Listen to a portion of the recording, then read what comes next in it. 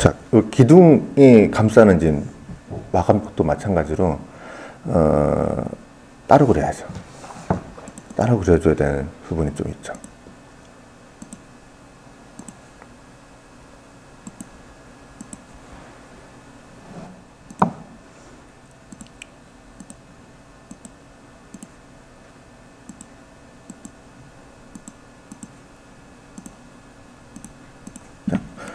벽은 이런 식으로 해서 전에 콘크리트 벽 그리듯이 쭉 맞춰서 이제 그려주면은 되고요. 자, 그러면 이제 문 그리는 거를 간단하게 좀 보여드리겠습니다. 딱 아까 이제 캐드 도면 다시 불러오면서 이 문에 대한 유형에 대한 부분이 이 정의가 돼 있고요. 또 용벽에서 방수벽 그리는 거에 대한 거 빠집니다. 그 나중에. 아, 나중에. 네, 이 문에 대한 거 지금 보여드리겠는데요.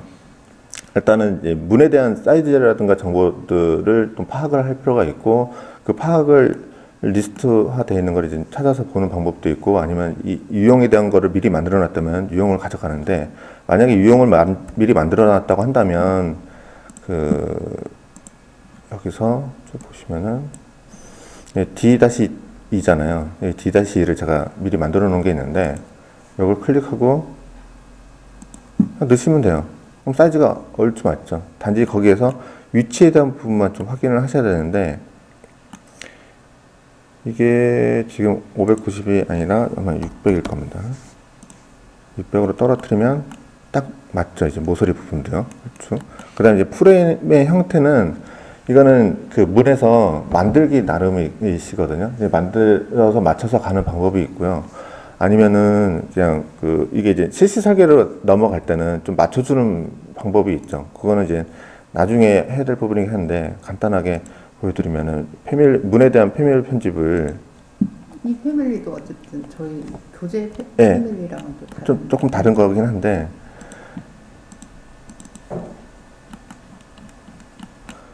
이 프레임이 있죠. 이 프레임 부분을 편집을 해서 보시면은 이 부분을 이렇게 편집할 수가 있거든요. 이렇게 편집해서 가져와서 자기 거의 유형을 이제 만들어서 작업을 하시면 된다는 거고요.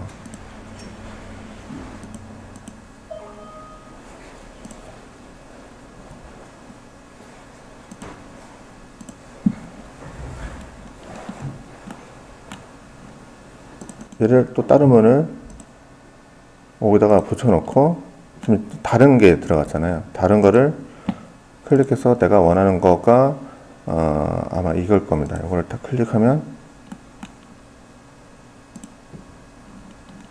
하고 위치 맞춰서 주시면 되고, 프레임도 이게 이제 다른 프레임으로 이제 미리 정리가 되어 있는데,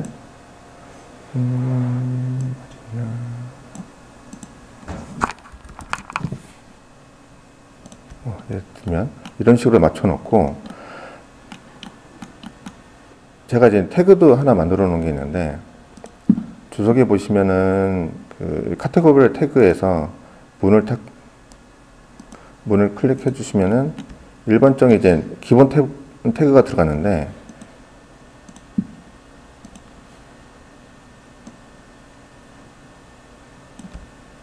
여기 표기되는 거랑 똑같게 표기될 수 있게 태그를 만들어 놨고요. 이 태그 같은 경우는 문의 유형에 들어가 보시면은 여기 유형 주석하고요. 유형 마크 부분에 대한 정보를 읽어서 표현하는 방법을 해서 작업을 하시면 되고요.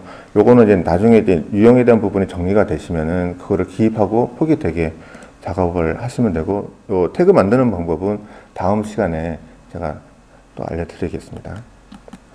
그러면 이제 창문에 대한 부분인데요. 창문도 그 문 하는 방법하고 거의 유사하거든요.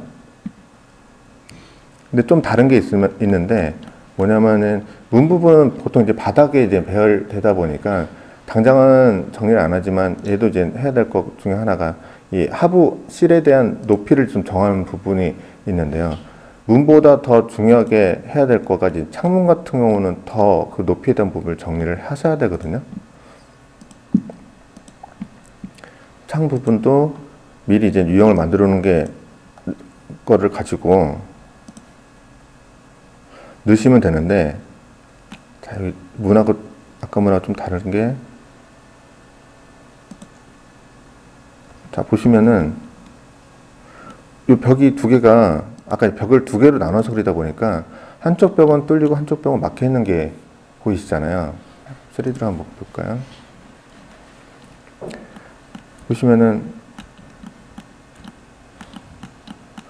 이 뒷벽은 막혀 있고요. 앞에 벽은 창문이 있죠. 요건 이제 벽이 두 개가 다른 벽이기 때문에 그렇거든요. 그거는 하는 방법은 이 수정 탭에서 결합이라는 부분을 클릭하고 이쪽 바깥 벽하고 안쪽 벽을 클릭하시면 두 개가 하나가 이제 결합이 되면서 하나의 속성처럼 움직이거든요. 그러면서 이제 창이 다 뚫린 것처럼 보이죠. 뚫렸죠. 실제적으로.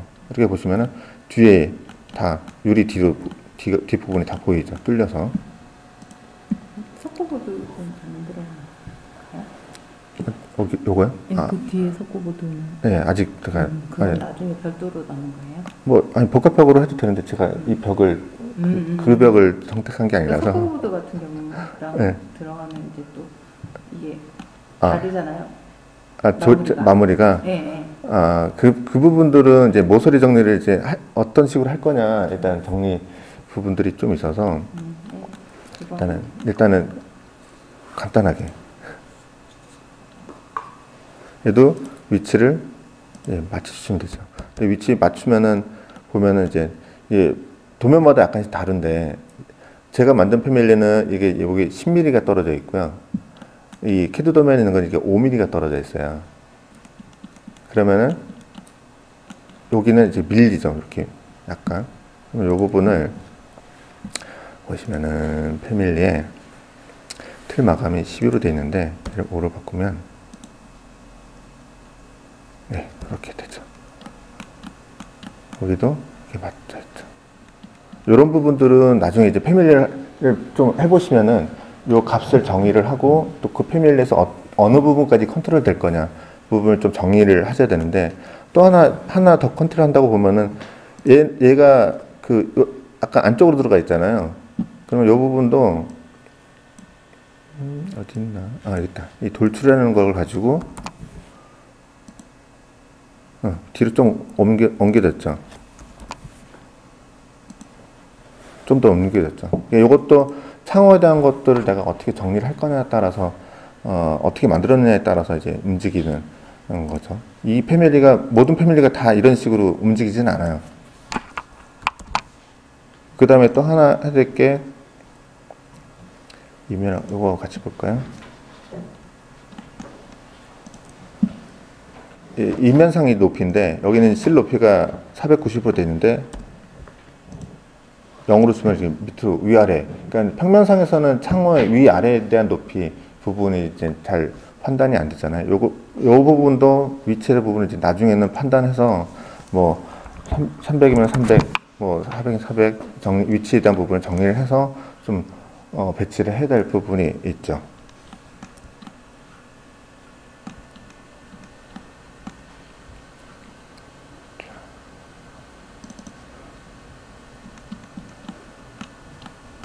자, 이렇게 하시면 되고, 오늘 이제 오프닝에 대한 거가 다 들어가 있는데, 오프닝 하는 것 중에 이제 문으로 오프닝하는 거 말고, 이제 일반적으로 오프닝 하는 게 또 있거든요.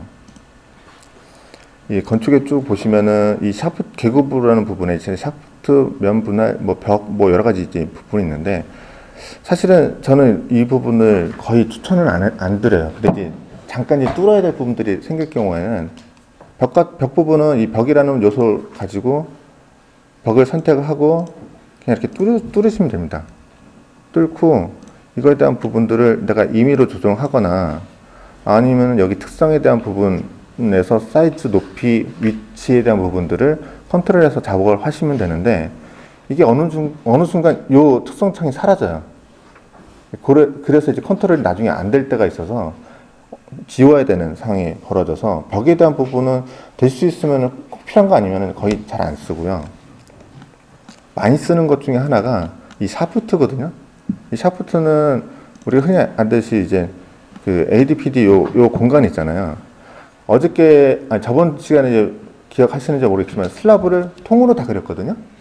그러면은 이 3D에서 보시면은 분명히 아까 요 위치쯤 되는데 없잖아요, 구멍이요. 그러면 이제 파이프 배관을 뭐 슬립으로 묻어서 하는 방법도 있지만 이제 뚫는 경우도 있으니까 그럴 경우에는 여기 있는 샤프트를 이용하는데 이 샤프트를 클릭하고 이 스케치 편집하는 공간이 뜨고 여기서 내가 원하는 바운더리를 지정을 하고요.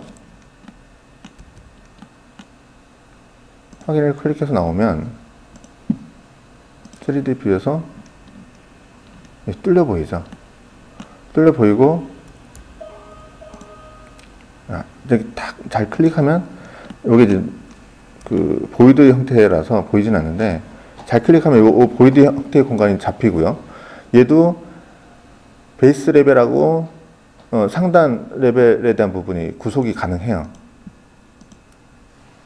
상부층, 하부층. 그 다음에 그 베이스에서 얼마 떨어뜨릴 거냐, 상단에서 얼마 떨어뜨릴 거냐, 이런 것들이 다 컨트롤이 되거든요.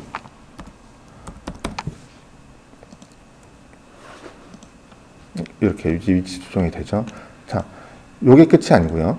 지금 보면은 이제 여기서 보면 뚫렸는지 안 뚫렸는지 사실은 모르잖아요. 원래는 우리 도면 그릴 때 보면 여기다 X 표시 하잖아요. X 표시를 보통 이제 주석에서 이렇게 표시를 하시는데 그게 아니고 이 얘를 다시 편집에 들어가서 지금은 이제 얘는 요 부분들은 여기 보면은 경계선이라는 게 있고 기호선이 있는데 경계선은 얘를 실제 오픈을 하기 위한 경계선을 그리는 거고요. 기호선이 또 있는데 기호선은 내가 이제 주석 요소처럼 뭔가 이제 표현하는 것들이거든요. 여기다가 제가 X 표시를 해놓고 확인을 누르죠. 그러면 2D 도면에 이 X 표시가 들어가죠. 자, 이게 여기서만 끝나는 게 아니고요.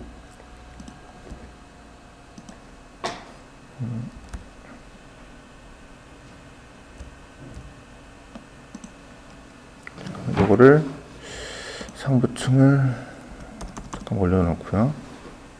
이 상부층이죠. 상부층 가서 요거 보면은 상부층에도 똑같이 X 표시가 있어요. 그러니까 단위세에 대해서는 솔직히 이제 효과를 덜 보는데 동평면도 가서 한번 딱 그려놓고 X 표시 해주면요, 범위 있는 데까지 전부 다 X 표시가 있어요. 그러니까 일일이 각 평면도 가서 X 표시 할 필요가 없죠. 한 번에 다 컨트롤이 되니까. 그러니까 요것도 PD가 지금 여기만 있는 게 아니라 어딨나? 없네요. 딴 데가. 여기? 예. 뭐 딴 데 있으면 딴 데도 이렇게 나눠서 그리는 방법도 되지만 아니면 한꺼번에 스케치 편집해서 그냥 다 그리셔도 돼요. 같은 레벨에만 있다고 한다면, 같은 범위 안에 있다면 기호선 넣고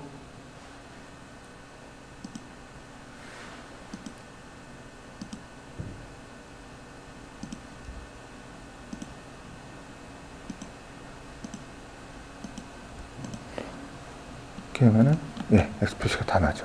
자, 근데 여기서 사실 단위 세대에서는 그럴 일은 없지만 그 일반 건물에서 많이 하는 실수 중에 하나가 이 오프닝을요, 엘리베이터 부분을 하시는 분이 계세요. 근데 그 부분은 저 같은 경우 이제 비추천이거든요. 그 부분은 실제로 슬라브를 이제 따서 그리는 방법을 택하시는 게 가장 좋습니다. 예. 그러면 여기까지 하고 오늘은 여기까지 내용을 하겠습니다.